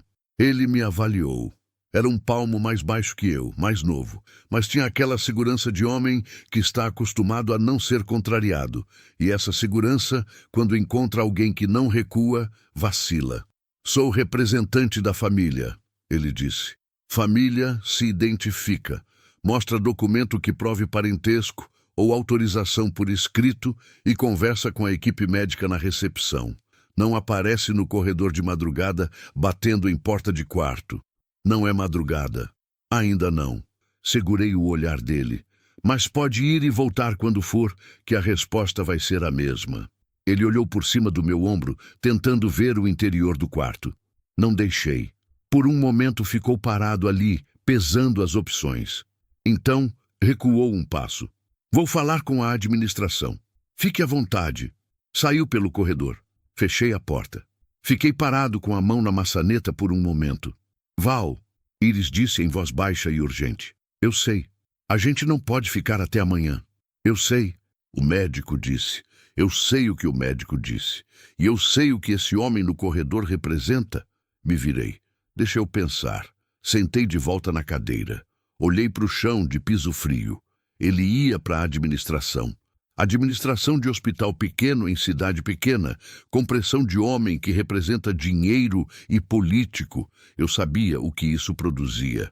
Não necessariamente cumplicidade, mas fragilidade. Gente que não quer problema, que vai dizer mais do que deveria só para se livrar do embaraço. Tínhamos tempo, mas não muito. Me levantei, saí do quarto, fui até o posto de enfermagem. A moça do grampo colorido estava preenchendo o formulário. Preciso falar com você, disse em voz baixa. Sobre a paciente do quarto 2. Ela levantou o olhar. Tem um homem aqui que não é família e não tem autorização nenhuma, que foi falar com a administração agora. Parei. Você entende o que estou dizendo? Ela ficou me olhando por um segundo. Depois, devagar. O senhor é o Armando de Paraíso que mandou? Parei. Conheço o seu Armando de Paraíso, eu disse com cuidado. Ele liga aqui às vezes. Quando tem situação. Ela baixou a voz também. A Edilene do CRAS em Palmas é minha prima. O mundo é pequeno quando as pessoas certas se conhecem. A paciente precisa sair, eu disse. O bebê está bem. A mãe está estável. O risco de sair agora é menor do que o risco que eu estou imaginando. Ela fechou o formulário. Tem saída pelos fundos. Dá para o estacionamento de serviço. Não tem câmera lá. Quando? Ela olhou para o relógio na parede. Daqui a 20 minutos tem troca de turno na recepção. 10 minutos de confusão administrativa. É quando ninguém presta atenção em nada. Você vai ter problema por isso. Vou dizer que a paciente assinou alta a pedido e foi embora antes de eu perceber. Acontece. Ela me olhou com aquela firmeza de pessoa jovem que já escolheu de que lado fica. A criança tem nome? Maria. Ela assentiu. Vai lá preparar ela. 20 minutos. Voltei para o quarto. Iris já estava sentada na beira da cama quando entrei. Tinha ouvido o suficiente ou lido no meu rosto o bastante. A gente vai agora? Em 20 minutos. Você consegue andar? Consigo. Não precisa ser rápido. Só precisa ser constante. Val. Ela estava pegando a menina no colo enquanto falava, com aquele cuidado de quem ainda está aprendendo o peso e o equilíbrio. Se a gente conseguir chegar em Palmas, vamos conseguir. Mas se não conseguir, ela me olhou. Quero que você saiba que desde aquela noite na estrada, você foi a primeira pessoa em muito tempo que fez alguma coisa sem cobrar nada por isso. Não precisa, deixa eu terminar. Ela disse isso firme, mas sem dureza. Eu cresci aprendendo que favor tem preço, que homem que ajuda quer alguma coisa, que cuidado tem condição. Parou. Você quebrou isso, e eu não vou esquecer. Fiquei quieto. E a Maria também não vai esquecer, ela disse olhando para a filha. Mesmo que ela não saiba ainda, Não soube o que fazer com aquilo, então fiz o que sempre fazia com coisa grande demais para caber em palavra. Guardei, dobrei com cuidado, pus num lugar dentro de mim que só eu sabia onde era. 20 minutos, eu disse. Saímos pelos fundos como a enfermeira tinha falado. Corredor de serviço, piso mais grosso, sem o brilho da parte de visita. A luz era mais fraca. Passamos por uma porta com barra antipânico, atravessamos um pátio pequeno com 2 tambores de lixo e uma mangueira enrolada no chão, e chegamos no estacionamento de serviço. A caminhonete estava do outro lado do prédio. Fui buscar enquanto Iris ficava parada perto da parede, na sombra, com Maria no peito. Saí do estacionamento de serviço em marcha baixa, sem acender o farol até dobrar na rua. Depois acendi. Acelerei no ritmo normal de quem não está com pressa de nada e tomei a saída da cidade pelo lado oposto da entrada. Ninguém veio atrás, pelo menos por enquanto. A TO 010 estava vazia àquela hora. Asfalto bom, pista dupla em alguns trechos, o tipo de estrada que faz a caminhonete andar com menos esforço e o motorista pensar com menos ruído. Iris dormiu. Dormiu com a menina no peito, a cabeça encostada no vidro do jeito que tinha feito na noite anterior. Mas dessa vez, o sono era diferente. Era o sono de quem gastou tudo que tinha e não tem mais como segurar. Pesado, real, necessário. Eu dirigi. O cerrado dos 2 lados foi cedendo espaço aos poucos para um tipo de paisagem diferente, mais plana, mais aberta, com aqueles buritizeiros compridos que aparecem quando a terra vai chegando perto de rio. O céu estava cheio de estrela, daquele jeito que cidade não deixa ver, mas estrada de interior entrega de graça para quem está olhando. Eu estava olhando. Pensei em Maria, minha Maria, não a menina. Pensei em como ela teria gostado de Iris, teria reconhecido nela aquela teimosia de sobrevivente, aquele recusar de ser só o que outros definiram. Teria dito alguma coisa certeira e simples, do jeito dela, que resumia em meia frase o que eu levaria horas para articular. Saudade é uma coisa estranha. Depois de um tempo vira companhia. Palmas apareceu como cidade grande, aparece à noite vista de longe. Primeiro, um brilho difuso no horizonte, depois as luzes se separando, depois as formas. Ponte sobre o Tocantins, avenida larga, prédio e semáforo e todo o barulho que cidade grande faz, mesmo quando está quieta. Não entrei pelo centro. Fui pela marginal, devagar, procurando o bairro que o seu Armando tinha mencionado, onde ficava o CRAS, onde ficava a Edilene. Parei na frente de um conjunto habitacional simples. Edifício baixo, 2 andares, luz acesa no segundo. Desliguei o motor. Iris acordou com o silêncio do motor. É assim que funciona, às vezes. O movimento embala e a parada desperta. Olhou pela janela. Chegamos, chegamos. Ela ficou olhando para o prédio por um momento. Faz quanto tempo que não venho aqui? Você que sabe. 7 anos, disse devagar. 7 anos. Ela não vai me reconhecer. Vai te reconhecer. Mãe reconhece sobrinha mesmo depois de 7 anos. Ela pode não querer me envolver. Pode ter medo. Pode. Não menti para ela, nunca tinha mentido. Mas você não sabe até tentar. Ela ficou quieta. E se não quiser, então a gente pensa outra coisa. Uma coisa por vez. Ela olhou para mim. Você vai embora depois disso, né? Aquilo me pegou de um jeito que eu não esperava. Não era acusação, era constatação, do mesmo tipo que ela usava para tudo. Aquele jeito de olhar de frente sem precisar que fosse diferente do que era.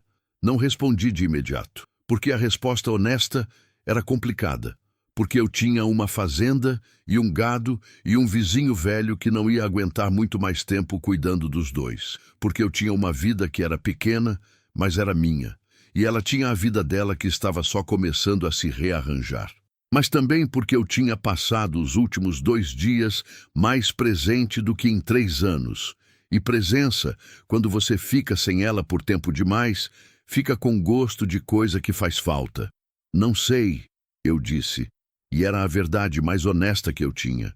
Ela assentiu. Abriu a porta com cuidado, desceu devagar com a menina.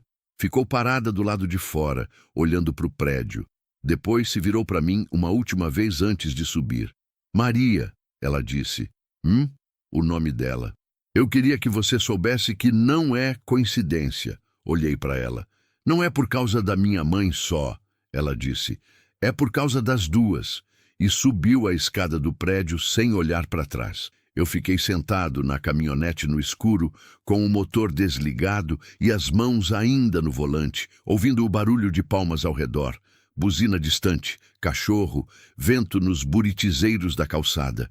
E alguma coisa em mim, que tinha estado fechada por 3 anos, abriu um pouco. Só um pouco, mas abriu. Fiquei na caminhonete 40 minutos. Não foi decisão.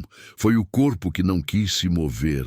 Aquele peso de depois que a adrenalina vai embora e deixa só o cansaço real por baixo. O tipo que não é de músculo, é de alma. Recostei o banco um pouco, coloquei o braço sobre o volante e fiquei olhando o prédio com aquela janela acesa no 2º andar. Em algum momento a luz mudou lá dentro. Não apagou. Mudou. Como quando uma segunda luz se acende num cômodo diferente, ou quando alguém abre uma porta interna e o clarão se redistribui. Coisa pequena.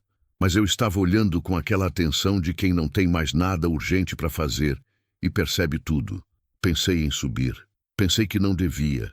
Aquela porta que Iris estava do outro lado não era minha porta. Era a dela. A porta da tia que não via fazia 7 anos, do recomeço que ela ia ter que construir tijolo por tijolo, sem que ninguém pudesse fazer isso por ela. Eu tinha chegado até aqui. Meu trecho era esse. Mas fiquei mais um pouco mesmo assim. Às vezes, a gente fica não porque vai adiantar. Fica porque ir embora parece errado demais para ser feito depressa. Foi quando a porta do prédio abriu. Uma mulher desceu a escada. 50 e poucos anos, cabelo grisalho preso, chinelo de borracha no pé e um casaco jogado nos ombros, como quem saiu rápido sem se preparar para frio. Veio na direção da caminhonete com aquele andar de quem sabe aonde vai. Parou do meu lado. Bateu na janela com 2 dedos. Abaixei o vidro. Ela me olhou por um momento com aquele olho de mulher que já viu coisa suficiente para não se impressionar fácil, mas que ainda fica de olho aberto para o que importa. Você é o Val? Perguntou. Sou. Conceição, ela se apresentou. Não estendeu a mão. Não era um momento de formalidade. Ela me contou. Pausa. Tudo. Tudo é bastante coisa. É. Ela ficou me olhando. Quer subir? Não quero atrapalhar. Ela perguntou se você ia embora sem subir. Aquilo me tirou a resposta da boca antes que eu pudesse formular uma. Então sobe, disse Conceição, já se virando. Tenho café no fogo. O apartamento era pequeno e cheio. Não de bagunça, mas de vida acumulada. Planta em vaso na janela, terço pendurado na parede, fotografia de criança no armário de vidro ao lado da televisão. Cheiro de comida de noite, arroz e alguma coisa com tempero verde. O tipo de cheiro que casa habitada tem e que casa só minha tinha perdido. Iris estava sentada no sofá, com a menina no colo. Quando me viu entrar, não disse nada. Só levantou levemente o queixo, aquele gesto de quem esperava, e confirmou que a expectativa estava certa. Sentei na cadeira de frente sem ser convidado, porque o apartamento era daqueles que não precisa de convite para sentar. Você entende que pode e senta. Ela dormiu no caminho todo? Perguntei, olhando para Maria. Quase. Acordou uma vez. Me olhou daquele jeito. Que jeito? Aquele jeito de recém-nascido que parece que está avaliando você. Um meio sorriso. Séria. Igualzinha ao que eu imagino que eu seria se eu pudesse me ver de fora. Filha da mãe, eu disse. Ela me olhou. Levou 1 segundo para entender que eu tinha feito uma piada. Uma piada boba, pequena, mas era. Quando entendeu, deu uma risada curta. Baixinha, cansada, mas real. Era a primeira vez que eu ouvia ela rir. Conceição apareceu da cozinha com 3 xícaras num bandeja de plástico. Café escuro, sem cerimônia. Botou na mesa de centro e sentou na outra ponta do sofá, do lado de Iris. E ficou olhando para mim com aquela expressão de inventário que ela tinha trazido lá de baixo. Você tem família? Perguntou. Não tenho mais. Fazenda? Tenho. E você largou a fazenda para trazer ela até aqui? Não era pergunta, era organização de fato. Larguei o suficiente. O Benedito tá cuidando, disse Íris para a tia, sem levantar o olho da menina. Conceição assentiu devagar. Osório vai continuar procurando, ela disse mudando o tom. Prática, direta. Ele não desiste fácil, mas ele também não é invencível. Tem gente que ele deve favor aqui em Palmas que não é do lado dele. Tem do lado contrário. Política é assim. Vira e mexe quem você comprou ontem, te vende amanhã. Pausa. Eu conheço uma advogada. Trabalha com direito de família e violência doméstica. Amanhã cedo eu ligo. Não tenho como pagar advogada, disse Íris. Ela não cobra de quem não tem. Conceição disse aquilo como se fosse a coisa mais normal do mundo. E vai querer o caso de qualquer jeito. Pai vereador tentando suprimir neto e vender filha em casamento? Ela vai querer o caso. Íris ficou quieta. Vai dar certo? Perguntou por fim. E havia naquela pergunta uma fragilidade que ela raramente deixava aparecer. Não fraqueza, mas a fragilidade honesta de quem está muito cansada de ser a única que segura tudo. Conceição colocou a mão no joelho dela. Não sei, mas vai dar diferente do que era, e diferente do que era já é o suficiente para começar. Ficamos assim por um tempo. O café esfriando na xícara, a menina dormindo, a cidade grande fazendo o barulho que cidade grande faz sem pedir licença. Havia uma normalidade estranha naquele apartamento pequeno, depois de tudo que tinha acontecido nas últimas 48 horas. Como se o mundo tivesse decidido dar uma pausa. Perto das 10 da noite, Conceição foi buscar cobertor e lençol para o sofá. Para mim, sem que eu pedisse ou recusasse, simplesmente como fato consumado. Você dorme aqui essa noite? Ela disse botando no braço do sofá. Amanhã vê o que faz. Não discuti. Dormi fundo aquela noite. Sem sonho, sem acorde no meio, sem aquele sono leve de quem está com um ouvido aberto. Dormi do jeito que o corpo dorme quando finalmente acredita que pode. Acordei com o cheiro de café e com o som de bebê. Não choro, mas aquele som de bebê acordado, que é uma mistura de grunhido e curiosidade, como quem está testando o aparelho fonador que acabou de descobrir que tem. Me levantei, dobrei o cobertor. Conceição estava na cozinha com a Maria no colo, andando de um lado para o outro naquele balanço instintivo que adulto faz com o bebê no braço, mesmo sem ter aprendido em lugar nenhum. Falava baixinho com ela em português, misturado com o que parecia ser nhen, nhen, nhen, de conversa sem palavra. E a Maria tinha o olhinho aberto, fitando o rosto dela, com aquela atenção total de recém-nascido. Bom dia, eu disse. Bom dia. Café no fogão. Íris ainda está dormindo, deixa ela. Servi o café. Fiquei encostado no batente da janela da cozinha, olhando a manhã de Palmas lá fora. Movimento de rua, mototáxi, uma mulher varrendo a calçada do outro lado, 2 pombos brigando por alguma coisa no fio de luz. Você vai voltar para a fazenda? Conceição perguntou sem parar de balançar a menina. Vou ter que voltar. Quando? Ainda não sei. Ela assentiu, olhando para Maria. Ela não vai falar, disse depois de um tempo. Sobre o que sente. Não é do jeito dela. Eu sei.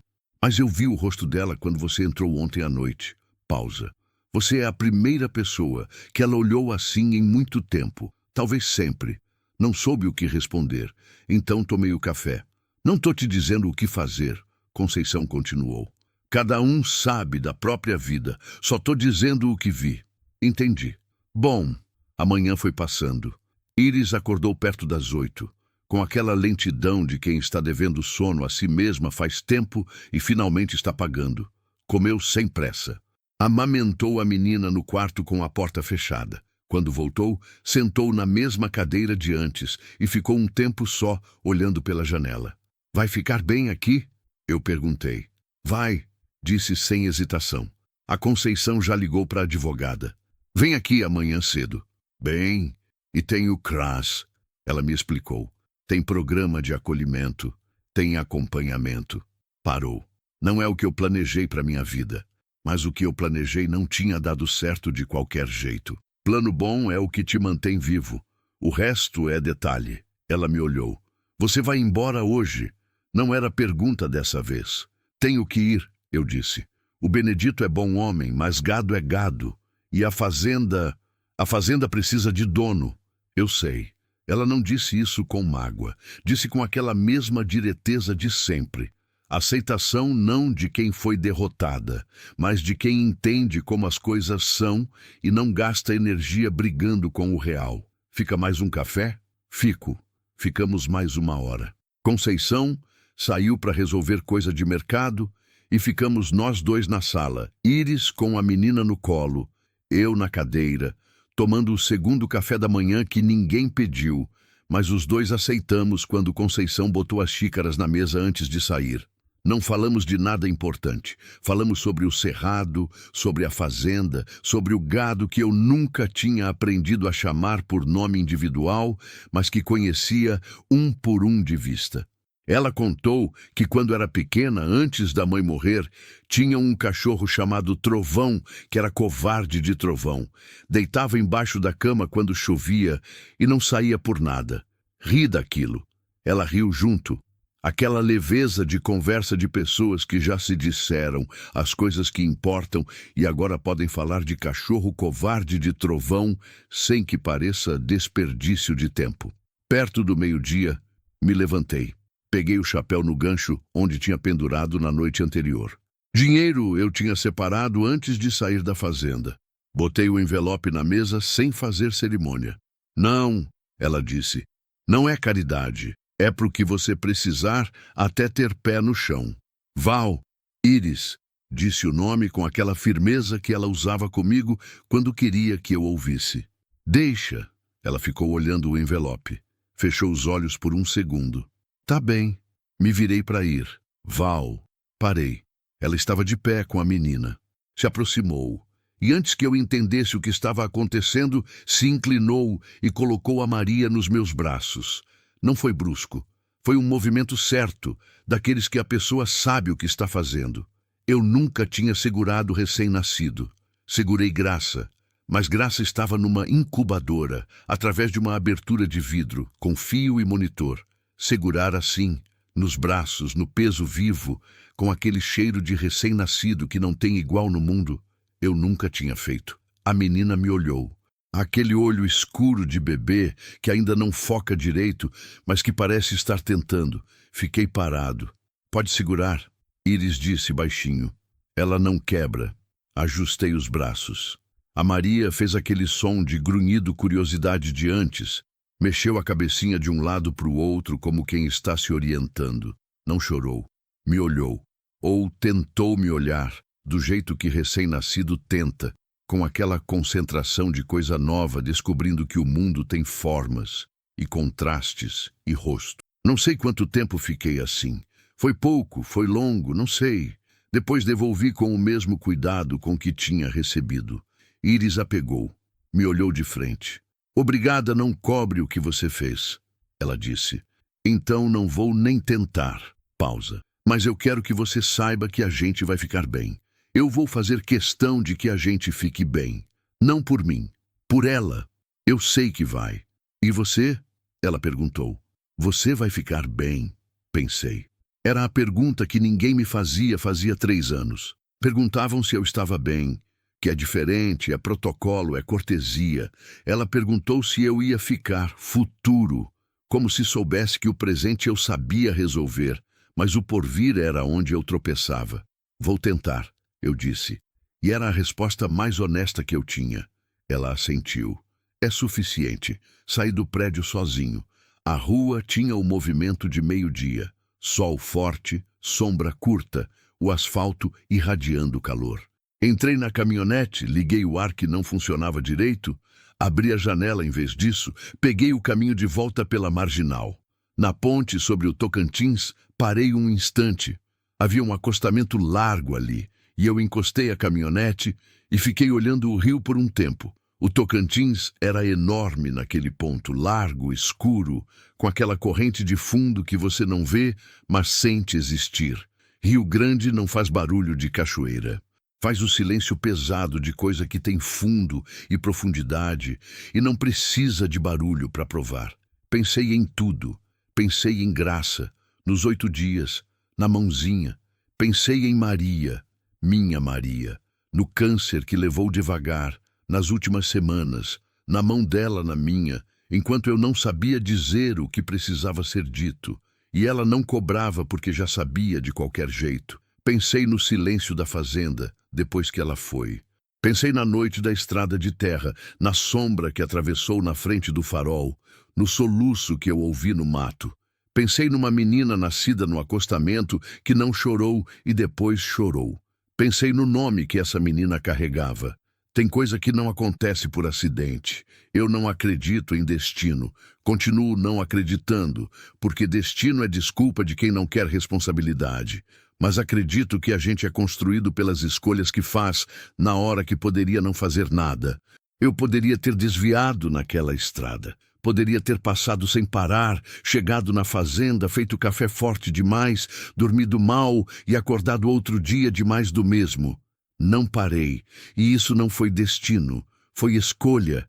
E a escolha teve peso e teve consequência e teve custo.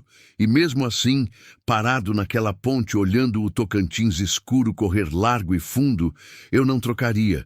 Por nada. Liguei o motor. A estrada de volta era longa. Peguei a TO 010 no sentido contrário. Depois a vicinal do seu Armando, depois a rodovia que me levaria até o sul do estado, e depois o interior, e depois as estradas de terra que eu conhecia de memória. Era viagem de um dia inteiro, talvez mais. Parei num posto depois de 2 horas, abasteci, tomei café que não era bom, mas era quente. O atendente era um rapaz novo, desatento, olhando o celular enquanto operava o caixa. Vai longe? Perguntou por protocolo. Vou para casa, eu disse. Aquilo saiu diferente do que eu esperava que saísse. Não como resposta automática. Saiu como coisa que eu estava constatando junto com ele. Que eu tinha casa para ir. Que tinha chão que me esperava. Que tinha gado e vizinho bom. E estrada de terra que rangia e cerrado. Que continuava lá indiferente a tudo que acontecesse na vida de qualquer ser humano. O rapaz não notou a diferença. Deu o troco e voltou para o celular. Eu peguei o café e voltei para a caminhonete.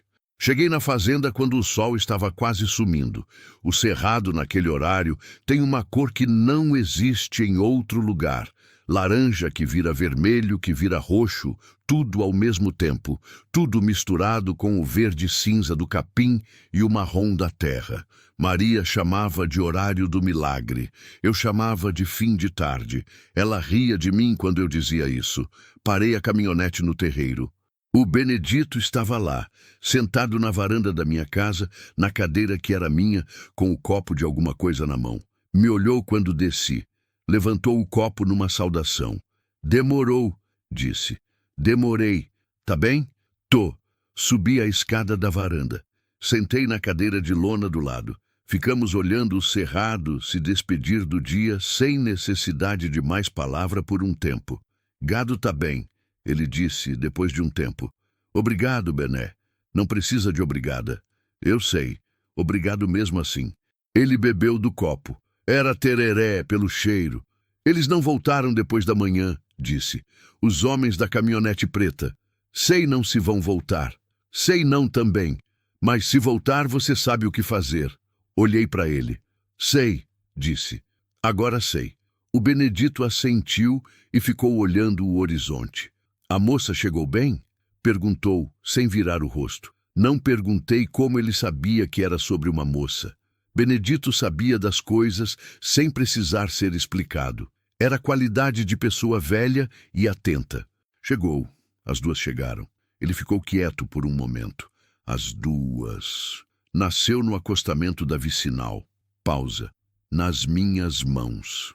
O Benedito me olhou então, e havia no rosto dele uma expressão que eu não soube nomear na hora.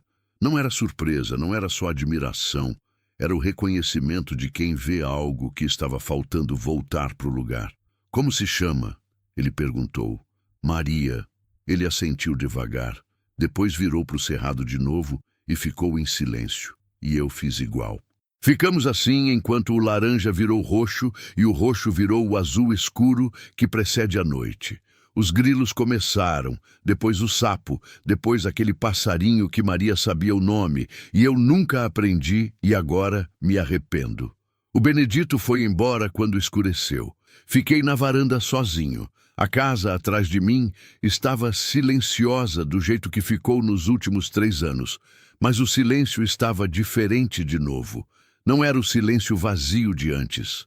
Era o silêncio de quem acabou de acontecer coisa e ainda está processando o que aquilo significa. Tipo de silêncio que é começo, não fim. Entrei. Liguei uma luz só, a da cozinha. Fiz café. Não o forte de castigo, fiz mais fraco, mais gentil. Sentei na cadeira onde Iris tinha sentado naquela primeira noite, com os pés sangrando e o olhar de quem já ultrapassou o medo e chegou num lugar pior. Tomei o café devagar. Olhei a cozinha ao redor. A casa era a mesma. As paredes iguais, o piso igual, o silêncio quase igual. Mas eu era um pouco diferente. Não de um jeito que dá para explicar num gesto ou numa palavra. Um jeito sutil, por baixo, como quando a terra absorve chuva depois de seca longa. Por fora parece igual, mas por dentro alguma coisa foi, alguma coisa ficou, e o que crescer depois vai crescer diferente. Peguei o celular. Tinha uma mensagem que chegou durante a viagem, de um número que eu não tinha salvo, mas eu sabia. Chegou bem. As 2. A Conceição gostou de você, disse que é homem de palavra. A advogada vem amanhã. Obrigada, Val. Iris. E embaixo, depois de um momento, outra mensagem. Ela abriu o olho agora e me olhou. Igualzinha ao que você descreveu da Graça.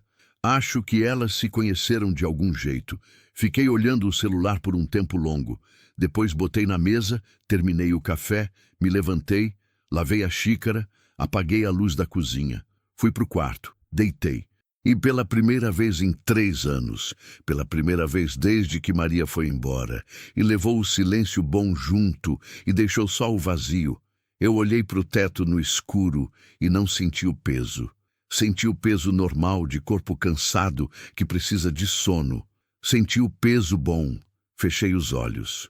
E a última coisa que passou pela minha cabeça antes de dormir foi uma menina pequena, de olho escuro, ainda aprendendo a focar, tentando me ver através da luz do apartamento de Palmas. E um nome que carregou 2 mulheres, que eu nunca deveria ter deixado de honrar, carregando agora uma terceira que estava só começando. Maria, que nome pesado, que nome certo.